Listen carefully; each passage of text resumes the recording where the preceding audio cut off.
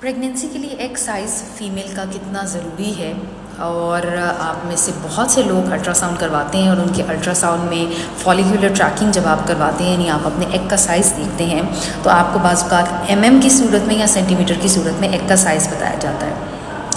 मैं आज आपको इस वीडियो में बताऊंगी कि एक नॉर्मल एग साइज़ फ़ीमेल के लिए कितना होना चाहिए प्रेग्नेंट होने के लिए। एक एग साइज़ की कम से कम जो साइज़ है वो 18 mm यानी अगर आप इसको सेंटीमीटर में कहें तो 1.8 यानी 1 से लेकर 2 सेंटीमीटर तक का साइज़। आपने अपनी फॉलिक्यूलर ट्रैकिंग रिपोर्ट में देखा होगा कि बाज़ औक़ात 16, 17, 18 mm इस तरीके से mm में लिखा होता है। 18 mm एक नॉर्मल साइज़ है, अच्छा साइज़ है, इसके साथ भी प्रेगनेंसी हो जाती है। लेकिन बाज़ औक़ात अगर आपका 18 से नीचे साइज़ हो, जैसे 17 हो, 16 हो या 15 mm का साइज़ हो, तो हमें थोड़ी सी टैबलेट्स दे के ओवुलेशन इंडक्शन करवा के और प्रीमेच्योर एग्स की मेडिसिन दे के इसको बढ़ाना होता है। अगर किसी फ़ीमेल का 19 या 20 mm का साइज़ है तो उसका मतलब है कि उनका एग साइज़ बहुत बेहतरीन है।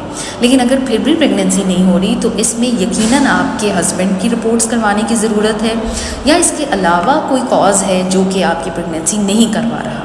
मज़ीद ये कि अगर आप मुझसे ट्रीटमेंट लेना चाहते हैं तो आप सियालकोट में विज़िट कर सकते हैं मेरी क्लिनिक में, और अगर आप किसी दूसरे शहर या दूसरे मुल्क से हैं तो आप मुझसे कांटेक्ट करके ऑनलाइन व्हाट्सएप के थ्रू भी अपॉइंटमेंट ले सकते हैं, या अगर आप कोई मशवरा करना चाहते हैं तो वो भी आप अपॉइंटमेंट लेके कर सकते हैं।